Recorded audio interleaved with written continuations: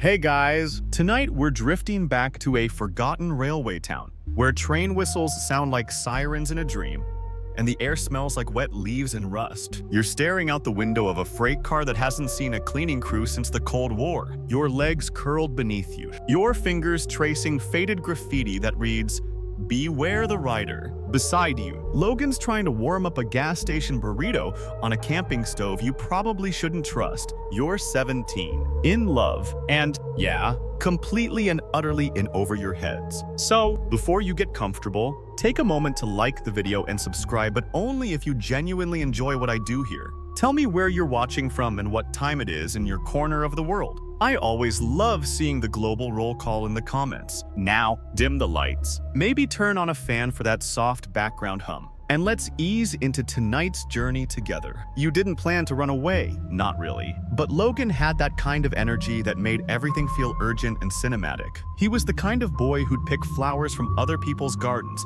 and press them into your books. The kind who would kiss you in the middle of a thunderstorm and then shout something dramatic about freedom. So when he said, "Let's go west," you didn't ask what was out there. You just packed 2 shirts, your favorite hoodie, and a photograph of your dog from middle school. Logan wasn't much older, 18, barely. His truck had 2 working speakers, a cracked windshield, and smelled permanently of fast food wrappers and cologne he'd stolen from his stepdad. You drove through the flat loneliness of Nebraska, juking small towns, filling the silence with mixtapes and stories about what life would be like once you reached Oregon. Or maybe California, somewhere with cliffs, somewhere cinematic. Along the way, you stopped at diners where the eggs were always slightly undercooked and motels with vibrating beds that ate quarters but never actually vibrated. You paid in cash, always in cash. He had a jar of savings he called the Escape Fund, which made it sound noble, like you were 2 fugitives from a life that didn't deserve you. By the time you reached Tennessee,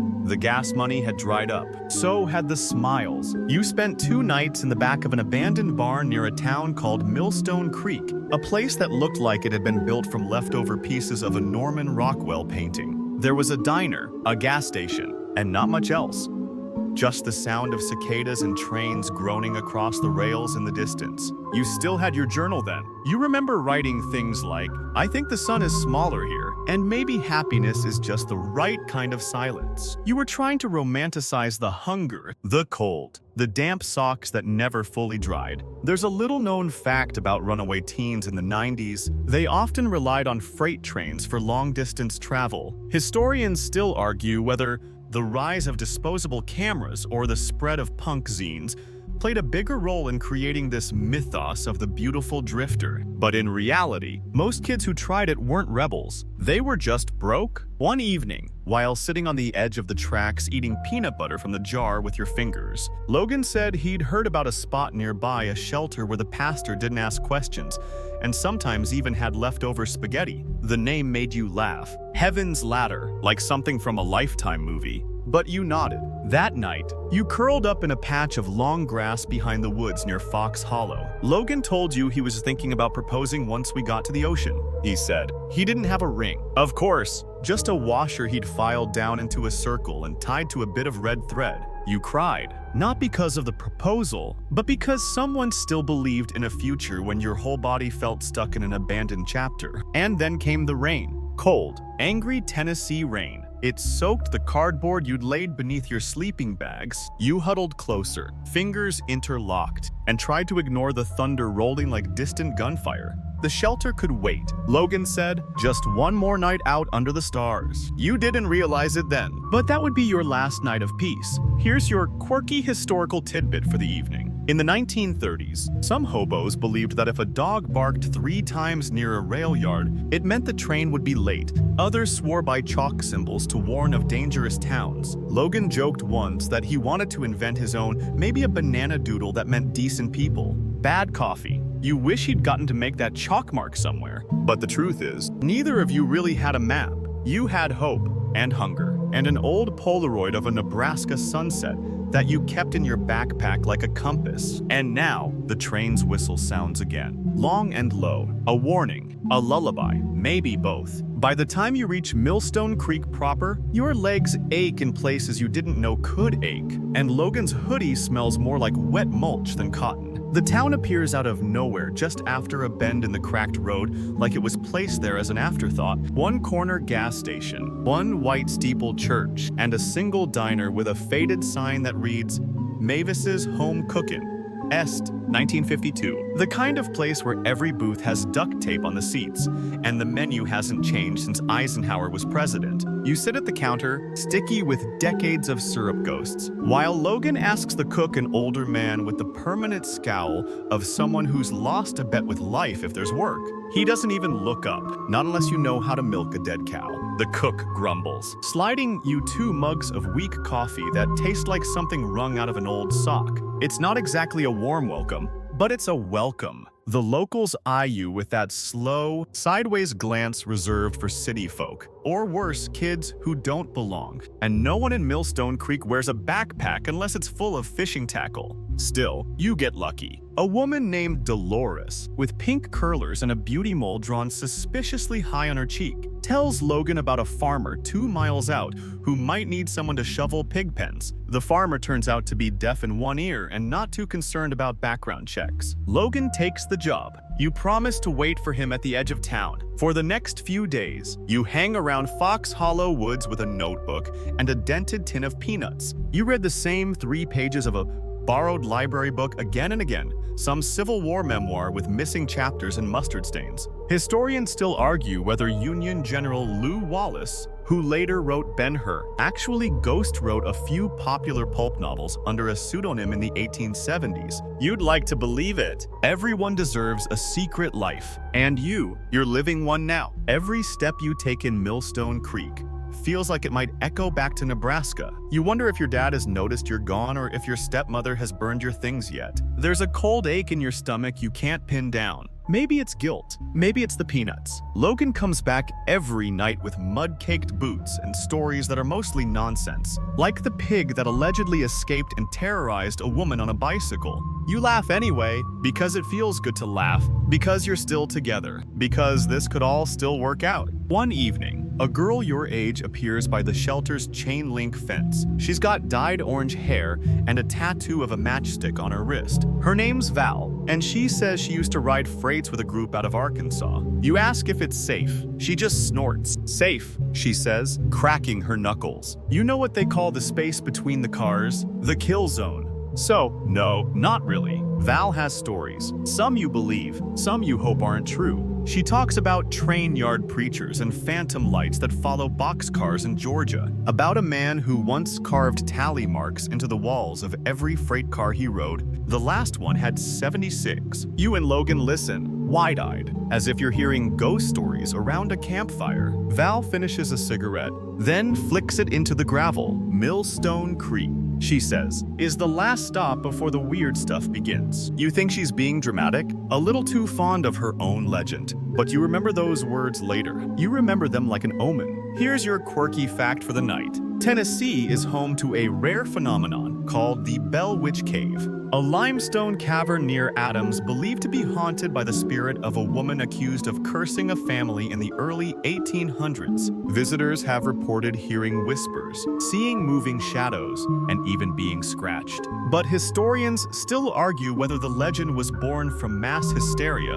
frontier superstition, or one very bored teenage girl with access to a hollow wall and a flair for dramatics. In Millstone Creek, there's no Bell Witch Cave, just Fox Hollow Woods and a shelter that smells like powdered eggs and Lysol. But still, you get the feeling something's watching sometimes. When the wind moves through the trees too fast, when the train groans long after it's out of sight, you and Logan start talking about moving on again. Maybe Birmingham, maybe Atlanta, just long enough to earn real money. You still have that bus ticket your dad wired you. It's in your pocket, folded so many times the ink is fading. You haven't told Logan. Not yet. You keep waiting for the right time. It never comes. Then one morning, you wake up alone. His boots are gone. His backpack too. A note. Nope.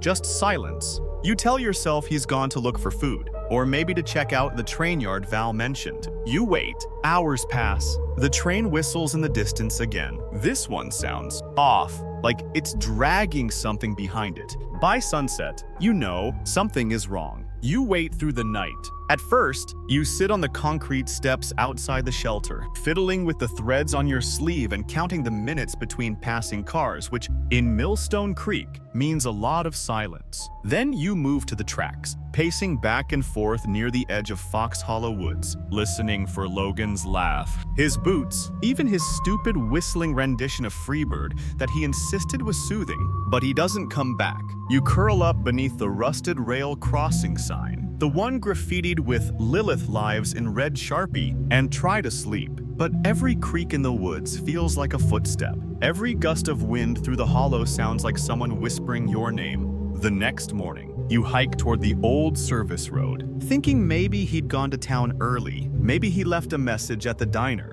You walk past the diner twice before working up the nerve to go in, your voice scratchy from a night of breathing cold air and bad dreams. But no one's seen him. Dolores shrugs like it's not her problem. Mavis's cook just mutters something about freeloaders always running off. You head back toward the woods, more panicked now. It's around then that you notice it drag marks. They cut through the soft soil at the tree line, a broken, meandering path like someone had pulled something heavy through the brush, something that didn't want to be moved. And a few feet further in, near the edge of a dry creek bed, you see them, Logan's glasses, one lens cracked, a torn strip of his hoodie sleeve, and nearby, half buried in mud, a metal object you can't identify right away.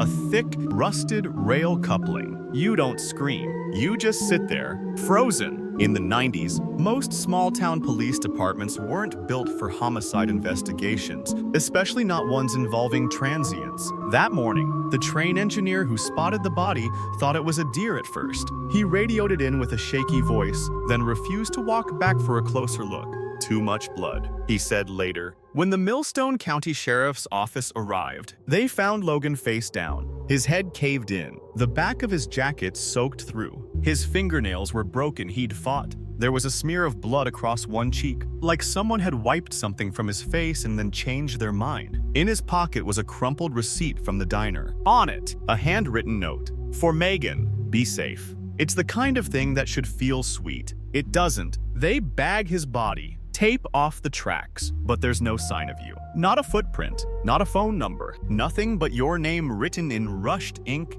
You're officially listed as missing before sunset, and here's where things get thorny. The blood on Logan's shirt is partially yours. Now, that might sound bad, and it is, but remember, you'd shared clothes, you'd slept under the same blankets, you'd patched his knee with a bandage after he tripped near the woods 2 nights prior. But to the sheriff, to the small-town papers, to anyone who hadn't met you, it looks suspicious. There's a fringe theory among some retired railroaders that every 100 miles of southern track has at least one ghost story attached to it. Historians still argue whether these tales started as cautionary bedtime stories or as psychological pressure valves for men who spent their lives staring into dusk. Some say it's just the loneliness that makes you see things near the rails. Others say the loneliness is the thing. Back in Nebraska, your dad is panicking. He wires more money. He calls shelters, hospitals, even a psychic he finds in a phone book who tells him, she's in the woods, she's listening, but she can't speak.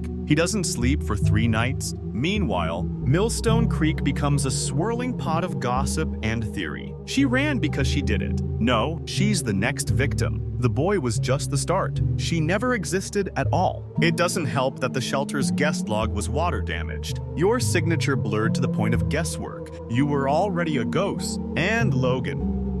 He becomes an afterthought, just another drifter found dead near train tracks. His case gets folded into a growing stack of transitory deaths, ones no one knows how to investigate or has the budget to pursue. But for one detective named Harlan West, it doesn't sit right. Something about the crime scene bothers him. The lack of blood spatter near the bodies, the perfectly placed coupling, like someone had arranged it post-mortem, and the drag marks too deliberate, almost ritualistic. You, of course, can't answer any questions. Not anymore. And so, the town moves on. The cook keeps flipping eggs. Dolores still gossips. Trains still run their midnight rhythm, long and slow, through the same woods where something terrible has already happened. But if you stood at that creek bed at dusk, you might still see them. The muddy trail, Logan's broken glasses catching the light, and a feeling like something is unfinished, like someone meant to return. Here's your odd tidbit of the night. In 1958, a man near Memphis claimed he was attacked by a train ghost, a specter in conductor's garb who screamed about missed stops before vanishing in a burst of steam. Was it a publicity stunt?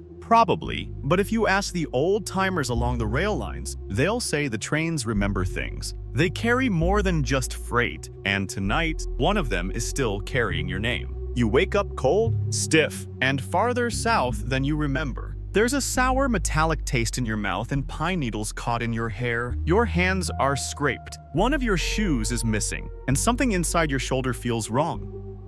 Twisted, maybe broken. You blink against the pale morning light filtering through branches. For a moment, you think you might still be dreaming. Then the pain kicks in. This is Pine Ridge Forest, though you don't know it by name yet. 15 miles south of Millstone Creek. The air smells like wet bark and diesel. You're not near the tracks anymore. Someone moved you, or maybe something did. You stumble forward, calling Logan's name out loud. It echoes once and disappears like it was swallowed. There's no sign of him, no sign of anything but moss, broken branches, and silence. You walk for hours, barefoot, bleeding, until you reach a cracked two-lane road. A woman in a red pickup nearly runs you over. She stops, gets out, wraps you in a greasy blanket, and says nothing except, "You poor thing." Her name's Ellie. She smells like peppermint oil and diesel fuel. She doesn't ask many questions, which feels like a blessing at first. But at the clinic in the next county, the questions start piling up fast. What's your full name?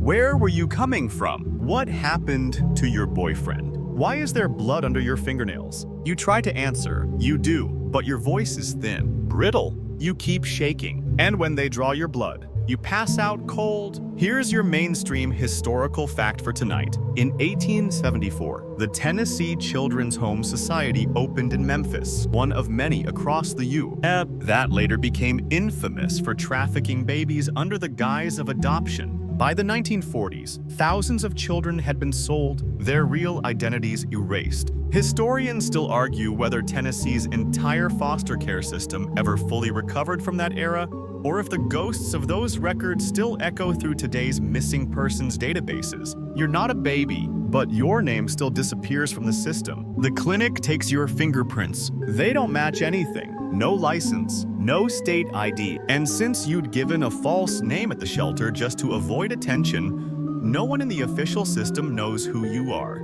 The nurse calls social services. You're 16, technically a minor. They place you in a group home near Chattanooga. It smells like stale pizza and cleaning spray, and the walls are covered in peeling inspirational posters. You spend your days in therapy sessions you don't understand, and your nights staring at the ceiling, replaying that moment in the woods when you woke up alone. They tell you Logan's dead 2 weeks later. It comes from a counselor named Joy who doesn't know how to deliver news gently. She sits you down with a clipboard and a paper cup of ginger ale and says, "There was an incident, a homicide." She says homicide like it's a typo she's trying to correct. Then she shows you a newspaper clipping. You stare at the headline. Boy found dead near tracks. Girl still missing. Except now, you're not missing. You're hidden. You want to scream? You want to tell them about the shelter, the drag marks, the man in the woods. But you don't. Something in you locks shut. And here's a quirky fact to toss into the mix. There's an old Appalachian belief that if you speak about a haunting before the 7th day, it gives the spirit permission to follow you. People used to keep silent for a full week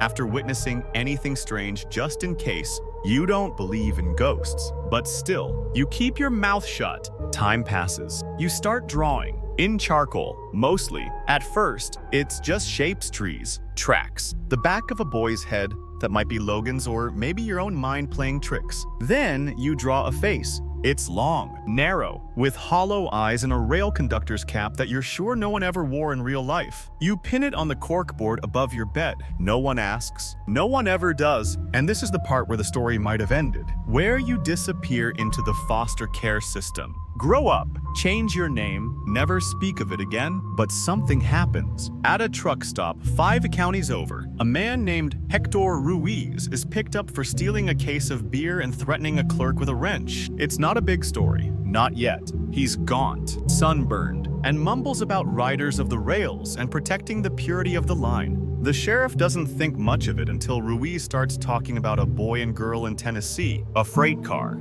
a coupling, and a girl who made the woods cry. That's when everything cracks open. Here's something else no one tells you. In the 1990s, there were dozens of unsolved deaths near train tracks in the southern U, and most of them were never connected. Drifters, teen runaways, transients. It was easier to blame the trains, or the weather, or alcohol. But when Ruiz starts sketching the layout of Fox Hollow Woods in alarming detail, a detective reopens Logan's case, and the manhunt begins. But you're still in Chattanooga, watching all of this unfold through whispers and caseworkers who think you're fragile. You hear the name Railway Reaper for the first time and laugh out loud. It sounds like something from a comic book, until it doesn't, until they show you a photo lineup, until you point to Ruiz without hesitation, until you whisper, "He was the one who took me into the trees." You expect them to say thank you after you identify him, or "We believe you," or maybe just "You're safe now."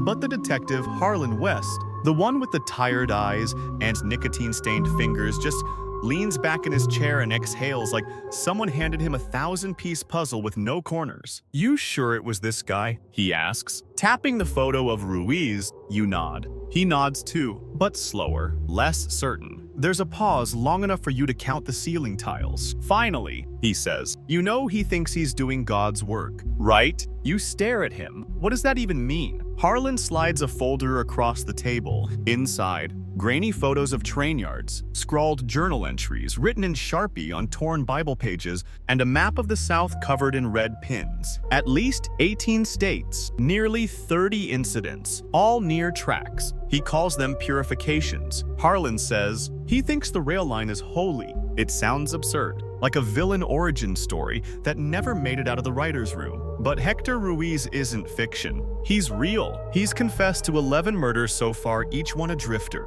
a runaway, or someone the world stopped looking for. And Logan. Logan was number 9. Ruiz thought the two of you were corrupted. That's the word he used in court later. He said he saw symbols on Logan's backpack, that your laughter, your actual laughter, meant you were mocking God. He claimed you tried to drug him, said he was defending the sanctity of the freight line. Historians still argue whether itinerant killers like Ruiz were mentally ill, cult-driven, or simply opportunists hiding behind madness. One scholar from the University of Georgia published a paper titled "Cross Ties and Crosshairs: The Ritual Psychology of Rail Killers," suggesting many of them shared traits, delusions, antisocial tendencies, an obsession with symbols and patterns. No one wanted to call it a pattern then, but now there's no denying it. When they arrest Ruiz, he doesn't resist, just mumbles a prayer, spits on the train platform, and smiles. He talks about you, too, in vivid detail. Where he found you, how your voice sounded, the way you screamed. Then he says something that chills everyone in the room. She's not dead. She's waiting in the dirt where the sun doesn't reach. They don't understand it at first, but you do. It's Pine Ridge Forest, the place you woke up, the place you stumbled out of like a ghost with half a soul. So they send a search team. Dogs, cadaver units, even a couple of college volunteers who think they're on some Netflix adventure. It takes 4 days. On the 5th, a dog handler named Teresa finds a soft patch beneath a cedar thicket. She thinks it's a deer burial. Then she sees the bracelet, yours, a blue plastic charm with a smiley face, cracked in half. They find bones, clothes, and your second shoe. But here's the twist that rattles the whole department. You're not dead. You're sitting in a state-run group home in Chattanooga, chewing your nails and pretending you don't hear the whispers from the staff lounge. It turns out Ruiz made 2 mistakes. First, he didn't check your pulse properly. Second, he buried you in shallow soil, convinced you were already gone. You'd lost consciousness. That much is certain. There was bruising on your neck, a fracture in your wrist, and dirt in your lungs. But somehow, maybe it was instinct, maybe dumb luck, you kept breathing. Barely. Ruiz thought he'd silenced you, but you lived. Here's a quirky historical fact for the night. In the 1800s, some people were so afraid of being buried alive that they requested safety coffins boxes equipped with bells, flags, or breathing tubes. One even had a small ladder built in, just in case. Historians still argue whether anyone ever actually used one, or if it was all just marketing for the morbidly anxious. You didn't have a bell, or a ladder, or a tube, just the will to crawl and a broken shoulder. At the funeral, Logan's mother, who drove all the way from Nebraska in a rental car, sits 3 rows back in a black wool dress and doesn't speak. She doesn't even look at you. Later, someone tells you she believes you led him into the devil's path. You don't argue. There's no point. You say goodbye to Logan at a gravesite, flanked by wind chimes and tiny stones with your initials carved in. You don't cry, not until you hear the train in the distance. That long, hollow whistle you'll never unhear. You wonder if he heard it too. Weeks pass, then months. You drift through them like fog rolling over a riverbank, slow, quiet, and mostly invisible. After the trial begins, you're moved to a new facility farther from Chattanooga. This one's smaller, less institutional, but still wrapped in that familiar scent of bleach and despair. The staff keep their distance. You don't blame them. Your face was in newspapers, your name tied to something dark, mythologized, almost cinematic. Girl who rose from the grave. Sole survivor of the Railway Reaper. You hear them whisper sometimes. You hear lucky in one breath and cursed in another. You're 16. You eat your cereal with a plastic spoon and sleep with the light on now. Ruiz doesn't deny anything in court. If anything, he seems proud. He wears a weathered denim jacket with a patch shaped like a railway spike and stares straight ahead as the charges are read. Murder. Attempted murder. Interstate kidnapping. Desecration of human remains. It's a grocery list of nightmares. When you take the stand, you don't remember what you say exactly, just that your palms sweat so much you leave fingerprints on the wood. Ruiz never looks at you. His lawyer barely defends him. The DA does most of the talking. You just nod when prompted, shake your head, say yes. That's him. Say no. Logan didn't deserve this. Say yes. I remember the metal against my skin, the sound of the dirt being shoveled. When it's over, they lead you out the back so the cameras don't catch your tears. And that night, you dream of train whistles and cold soil. Ruiz is sentenced to death. There's a moment of applause in the courtroom, and it feels gross, like someone cheering at the end of a sad movie. You don't cheer, you just breathe. Here's your historical footnote. Tennessee reinstated the death penalty in 1976, but carried out its first modern execution in 2000. The debate over capital punishment remains fierce. Historians still argue whether public support for executions is more about justice, vengeance, or psychological closure. But what's closure, really, when the dead don't come back? You write Logan's name in your notebook at least 100 times. Sometimes you add wings, sometimes flames, sometimes you just write sorry underneath it. One of the counselors, a woman named Denise, suggests art therapy. You tell her you're not good at drawing. She says it doesn't matter, that it's about processing. So you draw the shelter, the freight car, the symbol Ruiz etched into the metal near the door. A crude shape that looked like a sun with nails for rays. You draw Pine Ridge Forest, the thicket where your bones almost stayed. You draw yourself standing next to Logan, except you're both made of smoke. It helps a little. You're moved again when you turn 17, this time to a foster home just outside Nashville, run by a retired nurse named Evie, who smells like orange marmalade and owns 3 cats, all named after Civil War generals. She doesn't ask you about what happened. She just teaches you how to make biscuits from scratch and lets you repaint your room whatever color you want. You choose forest green. It feels honest. Evie tells you something odd one morning while she's folding towels. You know, the tracks don't just carry things away. Sometimes they bring things back. You don't ask her what she means. Instead, you apply for a library card. You borrow books on trauma, on grief, on missing persons. You start writing again poems, mostly, and one short story about a boy who travels across the country by train but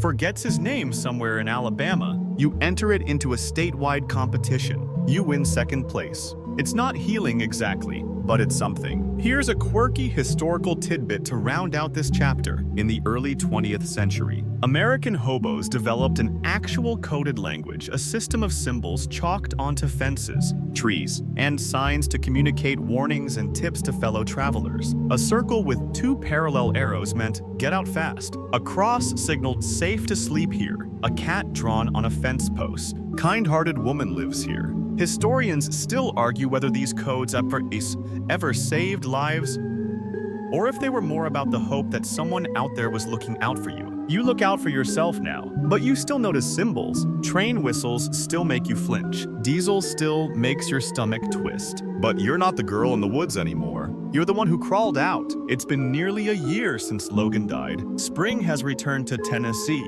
Though you swear it feels colder this time, the trees bloom early. The dogwoods, especially, tiny bursts of white along the roadside like someone's trying to cover up all the places where things went wrong. Evie takes you to a memorial service in Millstone Creek. She doesn't tell you that's where you're going until you're halfway there. You recognize the curves in the road before you see the sign. The diner, the edge of Fox Hollow Woods. Your stomach knots the way it used to when you hadn't eaten in days. The sheriff's department organized the event after Ruiz's conviction, some gesture of symbolic closure for the community. A plaque near the tracks, some candles, a press release. You stay in the back, hands in your jacket pockets, your feet ghosting over the same spot Logan once stood. They say his name aloud, but not yours. You're not insulted, you're relieved. You slip away before the closing prayer and wander down to the clearing near the service road. It's overgrown now, the drag marks long gone,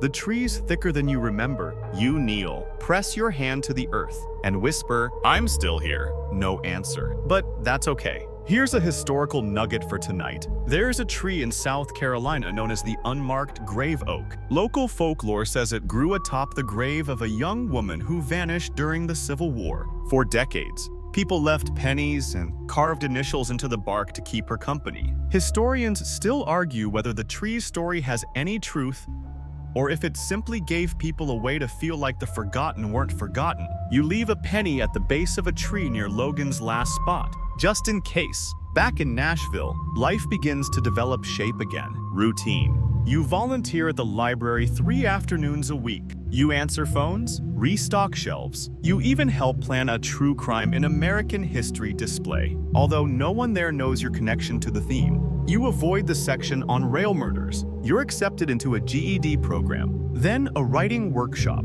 You submit a short story titled "The Girl Who Walked Out of Dirt," but you use a pen name. Something about keeping that piece of you secret feels right. One afternoon, Detective Harlan West calls you. He sounds older, tired. "We found another journal," he says. "Ruiz kept it hidden in a rail yard locker down in Louisiana. He mentioned you again." You grip the phone a little tighter. Harlan hesitates. "He thought you were an angel. Said he saw wings in your breath the morning after he left you in the ground." You don't know what to say to that. Then Harlan says something unexpected. "You should come see it. Might help you let go." You hang up without answering. But you do think about it. For days, you imagine the journal, the pages, the writing twisted logic written in grease pencil and delusion. What would it mean to see your name in that man's hand? You ask Evie. She says, "Closure doesn't have a map, honey, just a direction." You don't go. Instead, you burn one of your old drawings, the one of the freight car.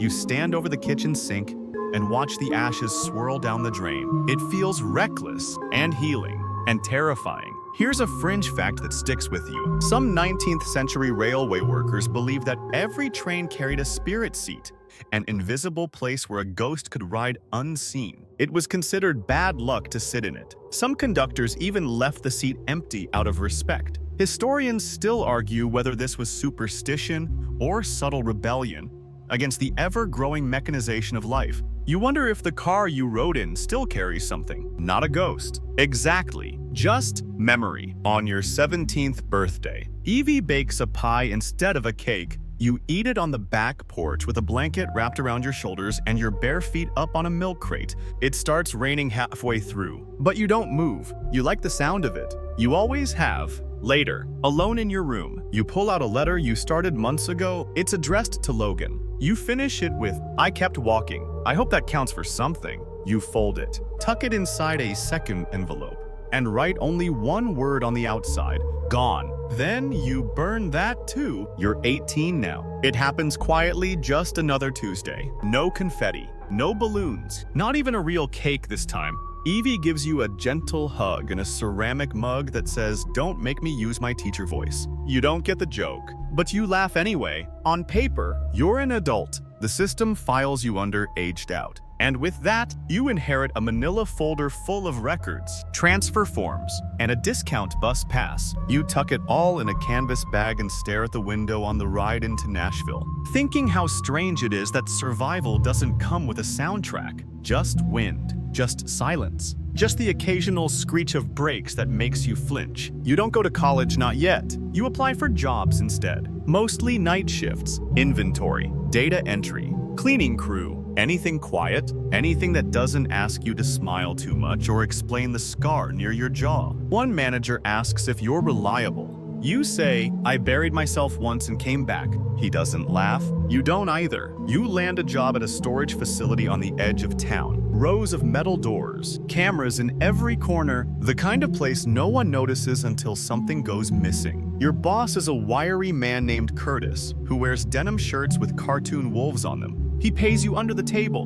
gives you a key, and tells you not to ask questions. It's perfect. Most nights, you just walk the aisles, flashlight in hand, listening for rats or leaks or signs of break-ins. Sometimes you talk to yourself, sometimes you imagine Logan walking beside you, asking dumb questions like, "You think one of these units has a mummy in it?" You say yes, probably, or something worse. Here's your historical detail for the night. During the Great Depression, abandoned railway depots were sometimes repurposed into storage barns or makeshift shelters. Historians still argue whether this reflected resilience or desperation, but the tracks that once carried people forward eventually just held their past. Rusted memories, forgotten cargo, kind of like this job. You get used to the quiet, and then one night, while locking up, you see a man standing at the end of the row, gaunt, gray hoodie, staring. Your heart stops. He looks like Ruiz. For half a second, every nerve in your body lights up like someone flipped the survival switch. You drop your flashlight, fumble for your pepper spray. Then the man turns and it's not him, just a tenant. A perfectly harmless guy there to get his old baseball cards. Still, your hands shake the rest of the shift. Evie suggests you see someone, a trauma counselor. You hesitate.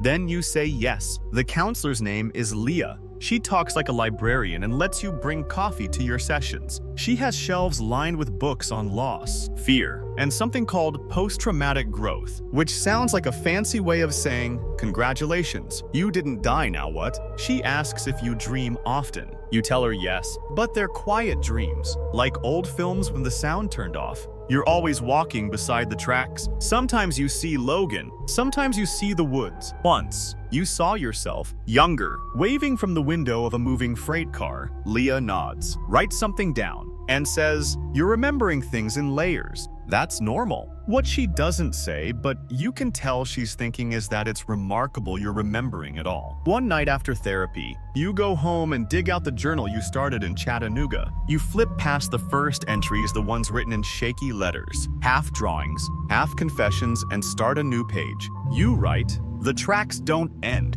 They just keep going, even when no one's writing." Here's your quirky historical tidbit to tuck in before bed. In 1888, a man named John Luther Casey Jones became famous for staying aboard a crashing train to slow it down, saving passengers at the cost of his own life. Some say he still heard whistling through the southern night. There's a museum in Mississippi dedicated to him, complete with a replica locomotive and a statue of Jones looking stoic and stubborn. Historians still argue whether his heroism was intentional or just tragic timing. You think about Logan again. If he knew what was coming, would he have run? You hope not. You hope he would have stayed with you, even in the dark, especially in the dark. You move into a tiny apartment above a laundromat, cracked tile floors, rattling pipes, and a window that overlooks the back alley where teenagers smoke and swear like it's an Olympic sport. It's not much, but it's yours. The air smells like detergent and burnt lint, and sometimes you fall asleep to the sound of dryers, thumping like distant drums. You decorate slowly, a secondhand lamp with a crooked shade, A poster of an old film you've never seen but liked the font. One shelf for books, another for shoes. The walls stay mostly bare except for one photo of Logan. It's taped inside your closet door, where no one else can see. The days blur, you work, you go to therapy, you start attending night classes in creative writing. You eat a lot of boxed mac and cheese and microwave burritos. Occasionally, you cry over spilled cereal. Once, you laugh so hard at a bad commercial that you choke on your tea. Life, it turns out, is full of whiplash. Leah calls it returning to the rhythms of the living. You just call it trying. One rainy Tuesday, you find a letter in your mailbox, no return address, just your name written in blocky print. Inside is a single sheet of paper with 4 words, "I never stopped looking." You freeze, heart in your throat, but there's no signature, no hint, no threat, just the message. Your mind reels. Could it be from your father? From someone at the shelter? Or worse, one of those true crime obsessives who followed the case like it was a podcast plot twist? You show the letter to Leah. She raises an eyebrow but doesn't panic. Could be someone trying to connect, she says, or someone who's still hurting. You hold on to it for weeks, then you burn it. Not out of fear, but because you're done being found by ghosts. Here's a quirky historical tidbit for you. In 1902, a woman in Kansas claimed to receive letters from her deceased husband via the family's phonograph. The letters would appear only after she played certain waltz records backward. Skeptics dismissed it as nonsense, but spiritualists embraced it as auditory communication from the beyond. Historians still argue whether she believed it or just needed something to believe in. You don't need ghosts, you have memory. That's enough. At night, you write short stories mostly, fiction, but not really. Sometimes Logan makes it in, disguised as a musician or a time traveler. Sometimes you write about a girl who crawls out of her own grave and learns how to breathe again. You submit one story anonymously to an indie magazine. Months later, they publish it. The editor emails to ask if it's based on a real event. You don't answer. Instead, you go for a walk. No phone. No music, just the sound of your footsteps and the wind tugging at the trees. You find yourself near the freight tracks, different town, different tracks, but still familiar. You stand beside them for a while, listening. The rails hum softly beneath your feet, not loud, not ominous, just present. You sit on a flat stone nearby and think of the first time you heard that sound, back when it meant movement, escape. Something bigger than Nebraska. You wonder how many others sat like this, backpacks beside them, hearts full of something too heavy to name. You wonder how many made it. You hope it's more than the world thinks. Here's your mainstream historical fact. By 1930, there were nearly 250,000 homeless youths riding freight trains across America. Most were boys, some as young as 12. They traveled in search of food, work, or just a different kind of silence. The government eventually cracked down, but by then, the hobo code was legend, and the loneliness was still the same. You brush your fingers along the rail. Cold, solid, familiar, you whisper, I remember, it's not for anyone else. Just for the tracks, just for you. Summer edges, in like a polite guest. Warm, but not overwhelming, at least not yet. You've developed a kind of rhythm now. Early morning classes, afternoon shifts at the storage facility, and long walks in the evenings where you let your thoughts stretch out like tired limbs. You've started drinking iced coffee. You've started sleeping without a light on. Small victories. One night in June, you receive a voicemail. Hey, hi, this is Joseph Rivers, Megan's father. Your heart seizes. The voice is raspy, hesitant, like it was recorded from somewhere too quiet. I got your number from a volunteer group. They said you might want to talk sometime. I'm around. No pressure. You listen to it 3 times before saving it. You don't call him back, not right away. Instead, you lie on the floor and stare at the ceiling fan. You think about your dad, your real dad, the one who wired money to a runaway shelter without question, the one who made flyers with your school photo and left them at truck stops. You'd never called him after you escaped, never told him you were alive. The authorities did. Of course, they informed him gently, professionally, like they were reciting a weather report. But hearing his voice, now it feels like something buried is pushing upward again. You finally call back a week later. Joseph picks up on the second ring. There's a pause, then a quiet, broken, thank you. You don't say much, neither does he. But he tells you that me never stop looking. that he sometimes drives to train yards just to sit there and listen, that he keeps Logan's name in his wallet, folded next to yours. You cry. He doesn't stop you. He tells you that Logan had planned to propose to you. You already knew, of course, but hearing it from him somehow breaks you all over again. Here's a curious historical fact. In the 1800s, some American railway workers believed that if you whispered the name of a lost loved one into a steam engine before it departed, it would carry the message to the other side, a gesture born from grief, maybe, or hope. Historians still argue whether these stories were born from superstition or the desperate human need to make motion feel like meaning. You imagine Logan's name traveling down the track etched in smoke and soot until it finds a place where silence doesn't hurt anymore. That night, you open a new journal and begin writing letters to Logan, not because you expect an answer, but because the act of writing still feels like movement. Dear Logan, I ate a sandwich today without flinching. No sound, no trains, no flashbacks. It was good. You'd have teased me for how many pickles I used. Dear Logan, I saw a bird get stuck in the laundromat today. Everyone panicked. I opened the back door and waited. It flew out like it had always known where to go. Dear Logan, I miss you every day, but I'm trying not to only miss you. That part is hard. You keep these letters stacked in a shoebox under your bed. You also start helping at a local nonprofit that supports runaway teens.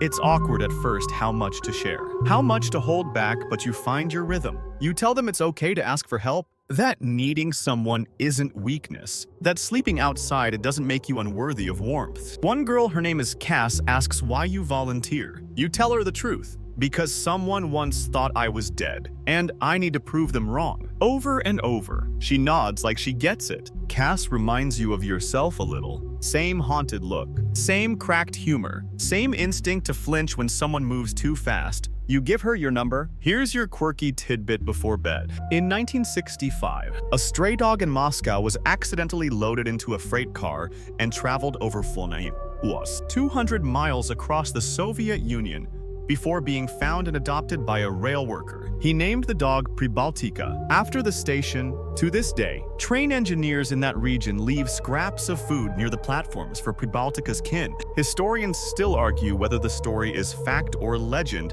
but the bowls of food keep showing up. Small kindnesses, echoes, carried forward. You end your day with another letter. Dear Logan, today I helped someone find a jacket that still had the tags on. She smiled like it was armor, and for the first time in a long time, I didn't feel like a ghost. Still here, still trying. Love, Megan. You stop dreaming of the forest, not all at once, but gradually, like fog lifting from a field just after dawn. It's not that the dreams are gone, they've just shifted. Now you find yourself in old train cars again, but they're filled with books, or strings of soft yellow lights, or people who look like Logan but aren't. Sometimes he's there, sometimes not. But when he is, he smiles, and you wake up without that cold rush of panic. You're not healed. That's not a real word in this context. But you're different now. You can walk into a train station without shaking. You can touch rusted metal without flinching. You even ride Amtrak to visit your friend Cass, who's been moved to a different housing program 2 towns over. The rhythm of the wheels under your seat is hypnotic, not terrifying. You watch the trees flicker past the window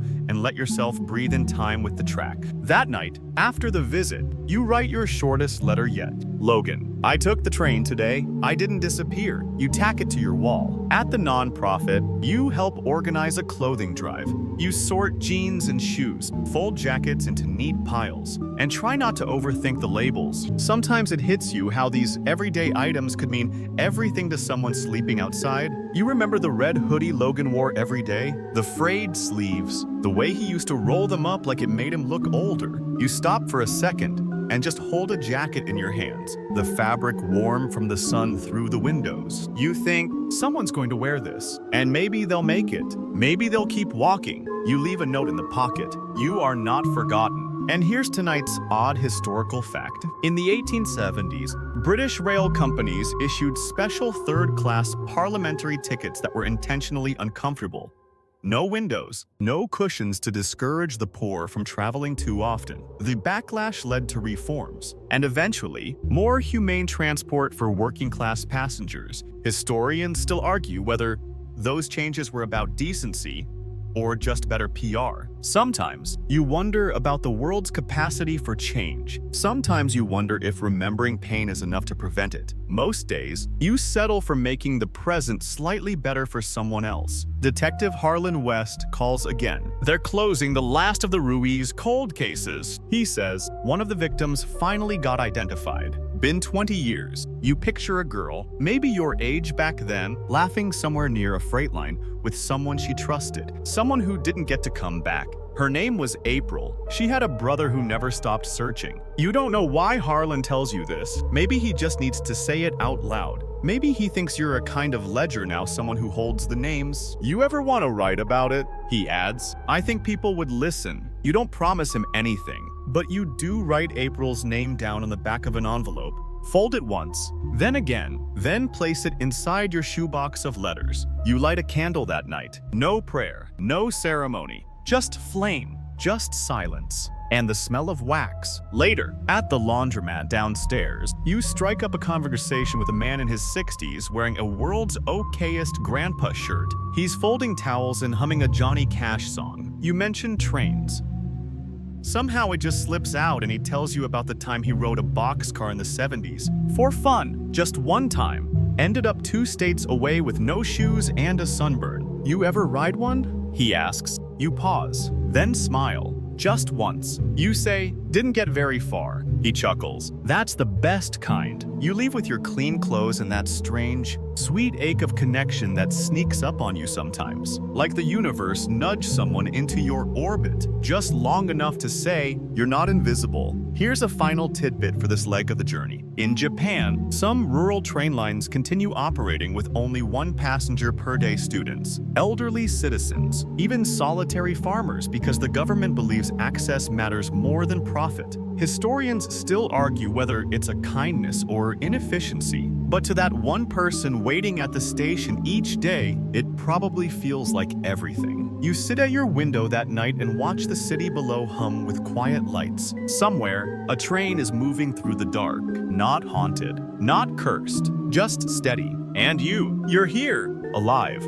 awake, and still moving. You get a letter in the mail postmarked from Pine Ridge. No return address, just a plain envelope. Handwriting too careful to be casual. Inside is a single photograph, black and white, slightly blurred, but you recognize it instantly.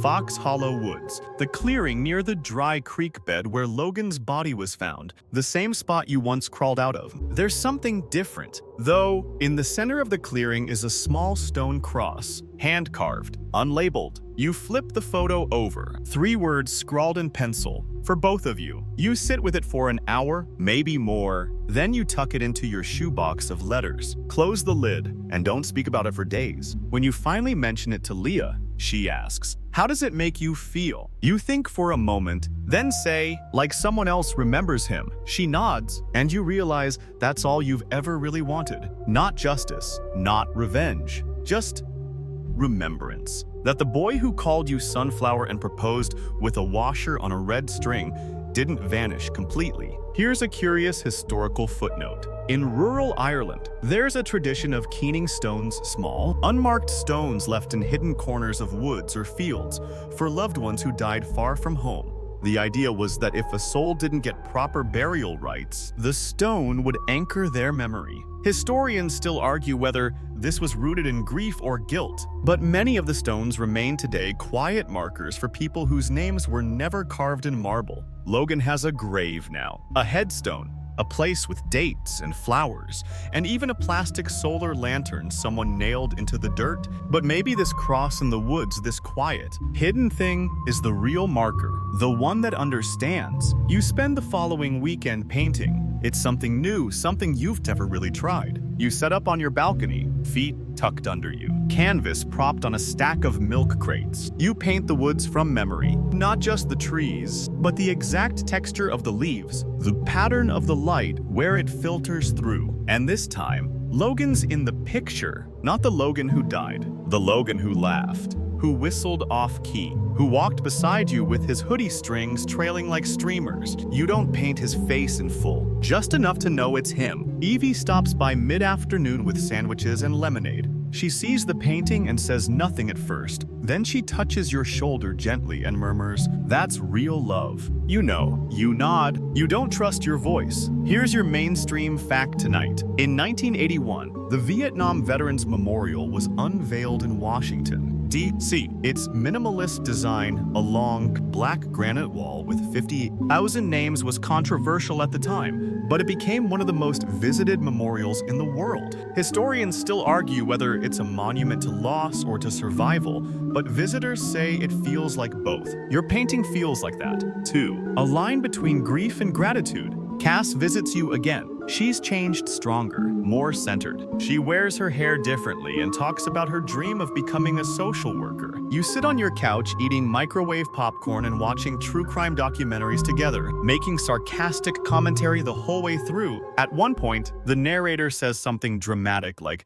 "And that's when she disappeared," leaving nothing behind but a pair of broken glasses. Cass rolls her eyes. "Always the glasses." You grin. "If I go missing again, I'm leaving behind something cooler, like a mixtape or glitter." You both laugh harder than the joke deserves. Cass asks if she can read one of your stories. You hesitate, then hand her the one titled Sunflower Rust. She reads it twice. "I think you should publish this," she says. You shrug. "I don't know. It's personal." "Exactly," she says. "That's why it matters." And here's tonight's quirky historical tidbit. In 1907, a woman in Minnesota wrote a fictionalized account of her own childhood trauma, publishing it under a male pseudonym. It was later revealed that the story helped pass local laws protecting orphaned girls from indentured labor. Historians still argue whether the pseudonym gave her safety or whether the world just listened harder when it thought she was someone else. You think about that. That night, you begin editing your manuscript. This time, you sign your name, your real name. You fall asleep with the windows open, the air soft and heavy with the scent of honeysuckle, and for the first time in years, you don't dream of being lost. You dream of being found. Autumn drapes itself over Tennessee like a tired shawl. Warm at noon, cold by dusk, and everywhere the scent of smoke and dry leaves. The trees shed in spirals, the wind speaks and rustles, and your life, though still quiet, feels fuller than it ever has. You publish your story. It's not a bestseller. It doesn't go viral, but it exists. A slim, saddle-stitched chapbook with a sepia cover and your name on the spine. It sits in the local library. 3 people borrow it in the first month. One of them leaves a sticky note on the inside front page. "This felt like a life I might have lived. Thank you." You keep the note in your wallet. Cass throws you a book launch party. It's in her living room with discount cupcakes and handmade streamers that say, "You're a whole author now," which is grammatically questionable but deeply sweet. You bring sparkling cider and paper crowns. Someone makes you read a section aloud, and your voice doesn't even shake. Afterwards, on the walk home, you pause by the train tracks. The air smells like rust and soil. You feel the old ache stir. But it's not panic, it's reverence. You whisper, "Thank you for getting me this far," and keep walking. Here's your historical tidbit. In 1941, poet Langston Hughes wrote a short piece called Freedom Train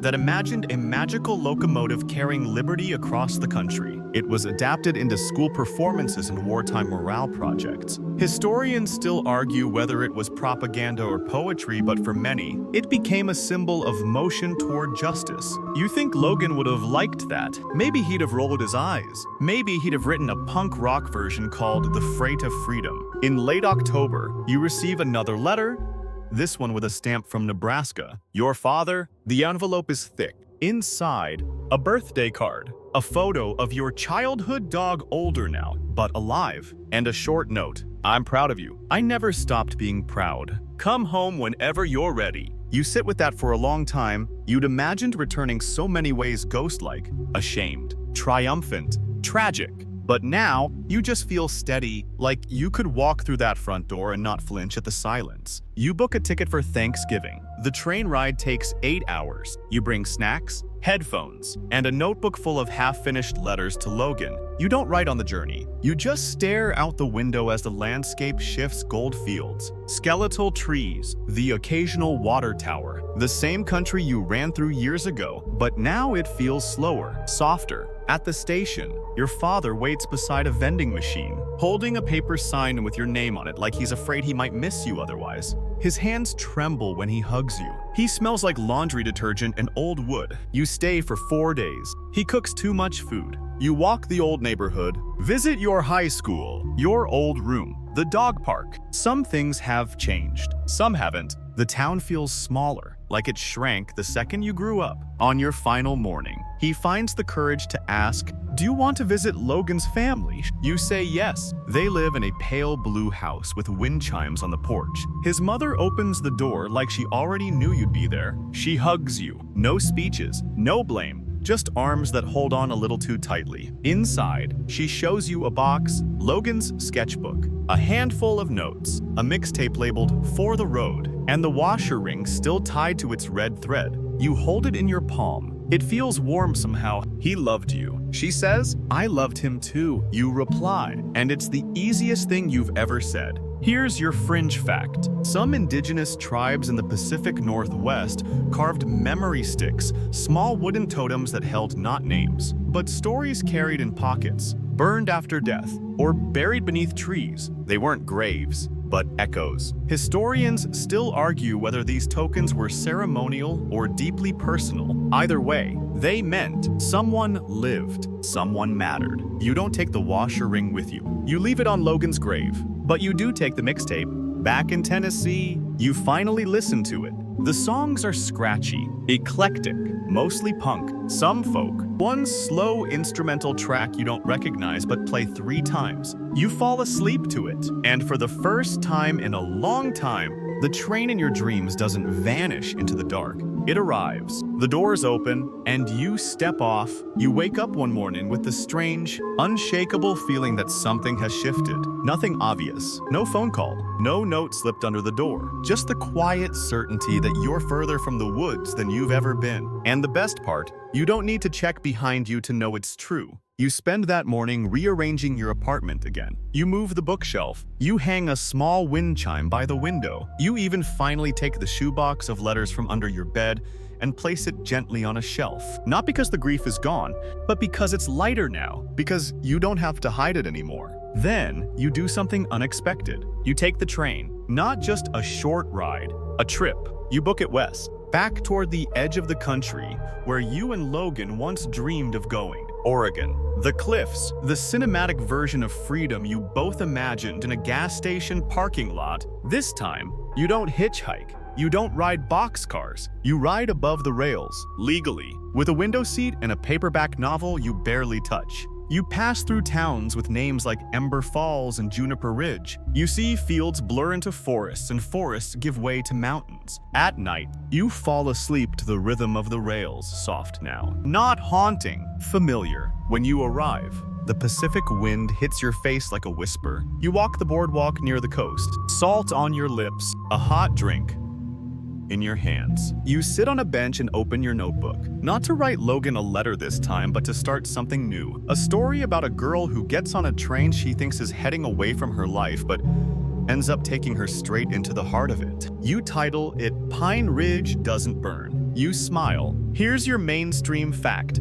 The first transcontinental railroad was completed in 1869. It linked the eastern U.S. with California, cutting coast-to-coast travel time from months to mere days. It was dangerous, ambitious, and often exploitative, but it changed everything. Historians still argue whether it united a nation or fractured cultures forever. Either way, it was motion, unstoppable, kind of like healing. You rent a bike in town and explore the trails. You find a little cafe where no one knows your name, and the barista writes Meeg on your cup, misspelling it. You don't bother correcting him. It feels like a version of yourself you haven't met yet. You visit a used bookstore tucked behind a row of ferns. There's a hand-painted sign above the door that says the endings you didn't expect. Inside, the shelves are crooked, the light soft, the air full of stories. In the back, you find an out-of-print poetry book about trains. You open it and find a line underlined in pencil. Some tracks lead home, others lead forward,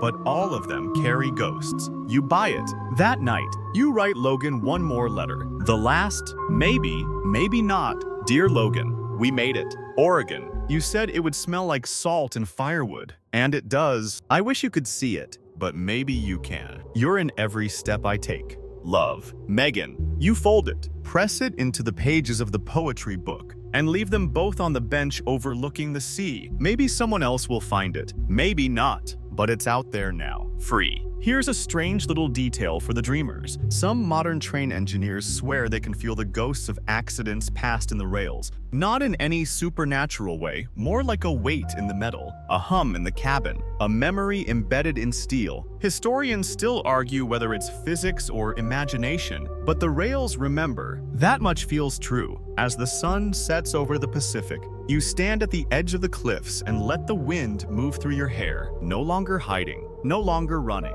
You take one step forward, then another. You don't fall, you fly. Winter returns to Tennessee before you do. When you arrive back in Nashville, the trees are bare, the sky low and woolly, and the wind cuts just sharp enough to make your eyes water. You pull your coat tighter, your suitcase wheels squeaking on the sidewalk like old hinges. The apartment greets you with that familiar mix of quiet and dust. A few of your plants didn't survive your trip. That's okay. You'll try again. You light a candle, sweep the floor, open the windows just a crack. It's a ritual now. There's a letter from Cass on the kitchen table taped there, apparently by the neighbor with the key. It's written in purple pen, sprinkled with doodles of angry cats and sad tacos. She got accepted into a youth advocacy program in Atlanta. She's terrified. You're proud of her. The next day, you visit the shelter where you once sat shaking with cold and hunger. It's different now, painted, staffed, cared for. They let you sit in on a group session. A girl with a black eye and an attitude like broken glass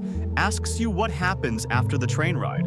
You say, sometimes it ends, sometimes it keeps going. But eventually, you find your stop. She doesn't nod, but she doesn't roll her eyes either. That's enough. You meet with a local publisher's small operation, mostly poetry, chapbooks, and zines. They've read your short stories. They want to help you put a collection together. You call it Still Moving. The cover is simple. A faded photo of a rail crossing, no faces, just the shadow of someone walking away from the camera. You write a dedication that takes 3 tries to get right. For Logan, for Cass, for anyone who's ever thought the train left without them. It didn't. You're still on it. At night, you keep your window cracked. You like the sound of the trains, now not always, not every time, but enough. You fall asleep to their low moans across the winter sky, their rhythm soft and slow like breath. Here's your final mainstream historical note for this ride. In 2007, the same year Hector Ruiz was executed, Amtrak ridership hit a record high. People had started returning to the rails for travel, for nostalgia, for something simpler. Historians still argue whether it was a reflection of shifting economics or a quiet yearning for routes that had been abandoned. But trains, somehow, always come back. So do people. So did you. And here's one last quirky little echo for the night. In Romania, some believe that when you survive something you weren't meant to, the wind changes its direction slightly in your honor, just a little shift. So the world knows you're still here. You can't prove it. But when you hear the breeze against your window now, it feels different, gentler, like it's listening. You start leaving your shoes near the door, a habit picked up from Evie, who still calls once a week and always ends the call with, "I'm glad you stayed." You say it back.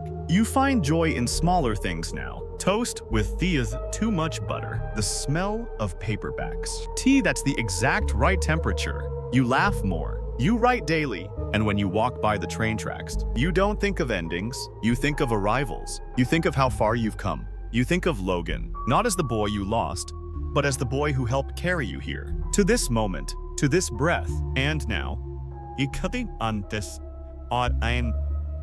exhale. You sit by the window, candle flickering low, and let the wind hum you into stillness. The world is still moving, but so are you. You made it. Through the woods, across the tracks, out the other side. Let your shoulders drop now. Let your breath slow down. You don't have to carry the weight of the whole story anymore, just the pieces that remind you you're alive. The air is soft, the night is quiet, and there's nothing you need to do but rest. Think of the sound of distant trains, not urgent now, but steady. Think of the way pine needles soften the ground. Think of that little stone cross deep in the woods, marking the place where memory and survival met and chose to walk forward. Let the name Logan float gently through your thoughts, like a leaf skimming a river. No need to hold it tight. It's already part of you. You're safe now. The tracks aren't pulling you anywhere you don't want to go. The story is told. The journey is yours. So close your eyes, listen for the breeze, and know that somewhere, far off, the rails are still humming softly beneath the stars, just like they always have, just like they always will.